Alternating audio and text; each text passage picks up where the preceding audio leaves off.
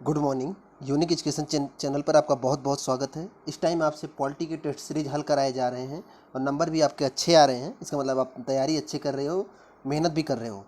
आज का जो टॉपिक है वो है राज्य के नीति निर्देशक तत्व। नीति निर्देशक तत्व से हैं 10 क्वेश्चन है। कोशिश करिए कि आप 70 से 80% सही करें, 100% सही करें, मतलब पूरे 10 सही करें। चलिए फिर शुरू करते हैं, देखते हैं कितना आपका सही होता है। जितना नंबर आए कमेंट बॉक्स में ज़रूर बताइएगा। चलिए फिर पहला क्वेश्चन देखते हैं। क्वेश्चन है, किस अनुच्छेद के अंतर्गत समान नागरिक संहिता की बात की गई है। नीति निर्देशक तत्व से ही ये ध्यान रखिएगा, उससे बाहर से क्वेश्चन नहीं है। अगर आप पढ़े होंगे विधिवत तो एक भी क्वेश्चन गलत नहीं होगा आपसे। कह रहा है कि किस अनुच्छेद के अंतर्गत समान नागरिक संहिता की बात की गई है। 42वां अनुच्छेद, 44वां अनुच्छेद, 46, 47। अगर आप विधिवत पढ़े होंगे तो गड़बड़ नहीं होगा। समान नागरिक संहिता आप जानते होंगे, इसके बारे में सुने होंगे। चलिए आंसर बताते हैं आपको। यहाँ आंसर बी सही है। 44वें अनुच्छेद में, अनुच्छेद 44 में समान नागरिक संहिता की बात की गई है। समान नागरिक संहिता के तहत ही ये बोला गया था कि पिता के संपत्ति में पुरुष और महिला को समान हिस्सा मिलना चाहिए। मतलब जैसे पिता की संपत्ति बेटे ले लेते हैं, वैसे आधी संपत्ति बेटी को भी मिलना चाहिए। तो ये समान नागरिक संहिता के तहत ही है। हालांकि पूरी तरह से समान नागरिक संहिता कहीं नहीं लागू है। तो ऑप्शन बी सही है। चलते हैं नेक्स्ट क्वेश्चन पर। अगला क्वेश्चन देखें, सरल क्वेश्चन है। भारत कल्याणकारी राज्य की संकल्पना का समावेश भारत के संविधान में है। कल्याणकारी राज्य की संकल्पना का समावेश भारत के संविधान में कहाँ है? राज्य के नीति निर्देशक तत्व में, मौलिक अधिकारों में, संविधान की 7वीं अनुसूची में, संविधान की प्रस्तावना में। सोचे कहाँ पर है? चलिए आंसर बताते हैं आपको। यहाँ पर आंसर बी से ए सही है। राज्य के नीति निर्देशक तत्व, मतलब कि ये जो पहला ऑप्शन है यही सही है। कल्याणकारी राज्य की समावेश की जो संविधान में बात की गई है वो राज्य के नीति निर्देशक तत्व में है। उसी में कहा गया है कि कल्याणकारी राज्य की स्थापना करना राज्य सरकार का उद्देश्य होगा। अब राज्य सरकार करे या ना करे उसके ऊपर है। तो ऑप्शन ए सही है। आइए अगला क्वेश्चन देखते हैं। काफ़ी अच्छा क्वेश्चन है ये। क्वेश्चन है, सरल भी है। निम्नलिखित में से कौन सा राज्य के नीति निर्देशक तत्वों में निहित है? ध्यान रखिएगा, कह रहा है कौन सा राज्य के नीति निर्देशक तत्वों में शामिल है, निहित है।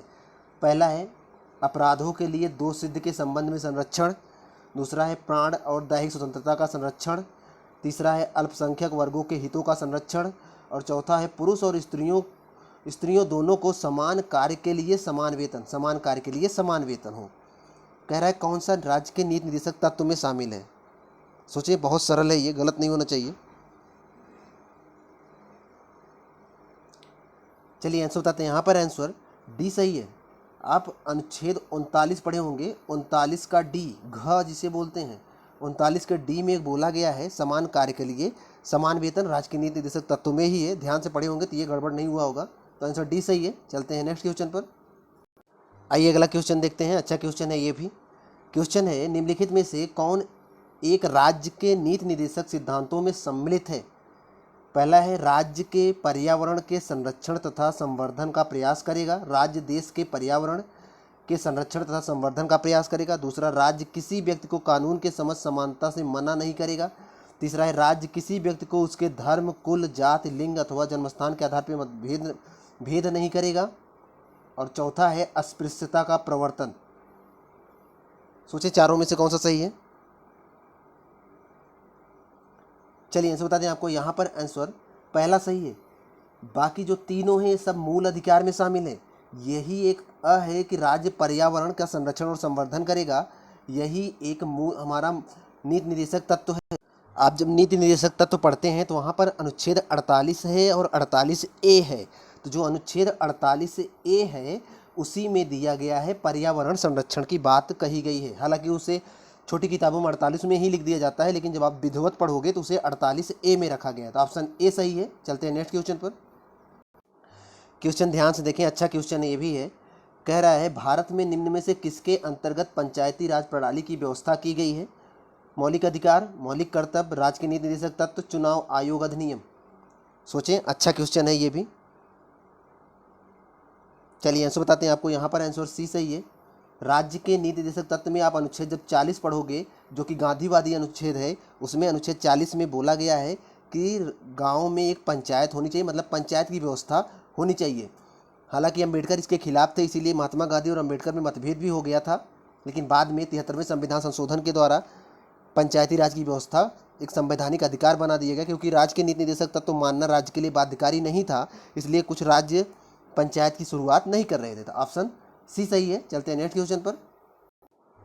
आइए अगला क्वेश्चन देखते हैं। क्वेश्चन अच्छा है और बहुत महत्वपूर्ण है अगर आप पढ़े होंगे तो। निम्नलिखित में से कौन एक राज्य का नीति निर्देशक तत्व नहीं है? ध्यान रखिए, कभी भी आप पढ़ें तो नहीं शब्द को जरूर अंडरलाइन करें। कह रहा है कौन सा राज्य का नीति निर्देशक तत्व नहीं है। पहला है मद्य निषेध, दूसरा है गौ संरक्षण, तीसरा पर्यावरण संरक्षण, चौथा ध्यान से देखें 14 वर्ष की आयु तक के बच्चों को निःशुल्क शिक्षा। सोचें कौन सा नहीं है। चलिए आंसर बताते हैं आपको। ये तीनों ही, एक मिनट, ये तीनों ही राज्य के नीति निर्देशक तत्व के अंतर्गत आते हैं। मद्य निषेध, गौ संरक्षण, पर्यावरण संरक्षण, तो ये सब चीज़ें आप पढ़े होंगे, राज्य के नीति निर्देशक तत्व में ही आते हैं। लेकिन ये जो 14 वर्ष तक की आयु के बच्चों के लिए निःशुल्क शिक्षा की व्यवस्था की गई है, यह संविधान के अनुच्छेद 21A में है। अगर आप पढ़े होंगे 86वां संविधान संशोधन 2002 जो किया गया था, उसके द्वारा व्यवस्था किया गया है कि 14 वर्ष तक के बच्चों को अनिवार्य और निःशुल्क शिक्षा उपलब्ध कराई जाए। और उसे कहाँ रखा गया है? अनुच्छेद 21A में रखा गया है। ध्यान से पढ़िएगा तो मिल जाएगा आपको मूल अधिकार में। तो यहाँ पर आंसर डी सही है। आशा करते हैं आप जरूर सही किए होंगे। ये क्वेश्चन ध्यान से देखें, ये क्वेश्चन नया है और आपके लिए कठिन भी हो सकता है। सही कर लिए तो बहुत बड़ी बात हो जाएगी। कह रहा है बंधुआ मजदूर अधिनियम संसद ने पारित किया था। कब पारित किया था? 71 में, 76 में, 79 में, 81 में? सोचें। आप किसी भी लेवल की तैयारी कर रहे हो, यहाँ पर जो क्वेश्चन बताए जा रहे हैं बहुत इंपॉर्टेंट है। चलिए आंसर बताते हैं आपको। यहाँ पर आंसर बी सही है। बंधुआ मजदूर अधिनियम जो पारित किया गया था 1976 में पारित किया गया था। ये कई बार पूछा जा चुका क्वेश्चन है, रिपीटेड क्वेश्चन है, इसलिए इंपॉर्टेंट है, ये ध्यान रखिएगा इसको। क्वेश्चन ध्यान से देखें, अच्छा क्वेश्चन है।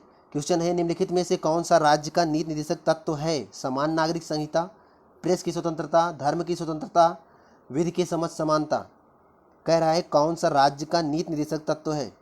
सोचें। चलिए आंसर बताते हैं आपको। अभी हमने बताया था अनुच्छेद 44 के तहत समान नागरिक संहिता, जो हमने बताया कि सरकार ने व्यवस्था किया है कि पिता के संपत्ति में आधा हिस्सा पुरुष, आधा हिस्सा उसके, मतलब पुरुष और स्त्री मतलब भाई बहन को मिलेगा। तो ये समान नागरिक संहिता के तहत ही है। तो ये समान नागरिक संहिता हमारा क्या है? नीति निर्देशक तत्व है। अर्थात सरकार इसको चाहे तो लागू करे, चाहे तो ना लागू करे, इसलिए अभी तक ये लागू नहीं हो पाया। तो ऑप्शन ए सही है, ध्यान रखिएगा। बाकी ये प्रेस की स्वतंत्रता अनुच्छेद 19 में जानते हो, धार्मिक स्वतंत्रता का अधिकार, विधि के समझ समानता का अधिकार, ये सब तो आप मूल अधिकार में पढ़े होंगे।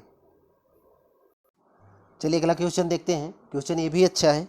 कह रहा है पर्यावरण के, भारत के प्रत्येक नागरिक का कर्तव्य होगा प्राकृतिक पर्यावरण का संरक्षण एवं सुधार, होगा कि प्राकृतिक पर्यावरण का संरक्षण एवं सुधार करे। कहने का मतलब ये है, ऑप्शन ए है, किस अनुच्छेद में है ये पूछा जा रहा है।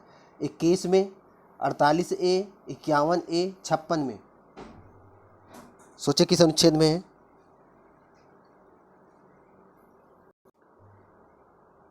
चलिए आप सोच लिए होंगे, बहुत सरल क्वेश्चन, अभी थोड़ी देर पहले डिस्कस भी किए थे हम लोग। यहाँ पर आंसर दूसरा सही है, 48A में ही दिया गया है पर्यावरण का संरक्षण एवं सुधार। आप वैसे भी हल कर सकते थे। अनुच्छेद 21 में जीवन जीने का अधिकार है जो कि मूल अधिकार है।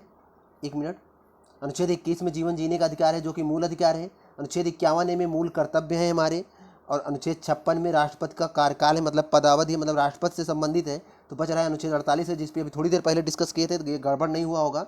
तो ये आंसर भी सही होगा। चलते हैं नेक्स्ट क्वेश्चन पर। क्वेश्चन ध्यान से देखें, अच्छा क्वेश्चन है ये भी। क्वेश्चन है भारत संविधान के किस अनुच्छेद में भारतीय नागरिकों के मूल कर्तव्य शामिल हैं?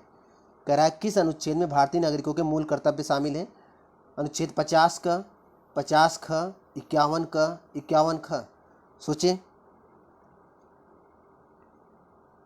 चलिए आंसर बताते हैं आपको। यहाँ पर आंसर तीसरा सही है, 51 का। अभी थोड़ी देर पहले जस्ट ऊपर वाले क्वेश्चन हम लोगों ने डिस्कस किया था, अगर ध्यान से सुने होंगे तो ये गड़बड़ नहीं हुआ होगा। हालांकि हम ये मान के चल रहे हैं कि आज का पेपर बहुत सरल था और आप 9 से 10 क्वेश्चन सही किए होंगे। कितना आंसर आया जरूर कमेंट बॉक्स में बताइएगा। इसमें मूल कर्तव्यों की बात की गई है। 51 का में कहीं कहीं 51A मिलता है। तो आपका कितना नंबर आया जरूर बताइएगा, और वीडियो कैसा लगा जरूर बताइएगा। अगर चैनल पर नए हैं चैनल को सब्सक्राइब कर लीजिए। मिलते हैं आपसे नेक्स्ट वीडियो में, तब तक आप पढ़ते रहें।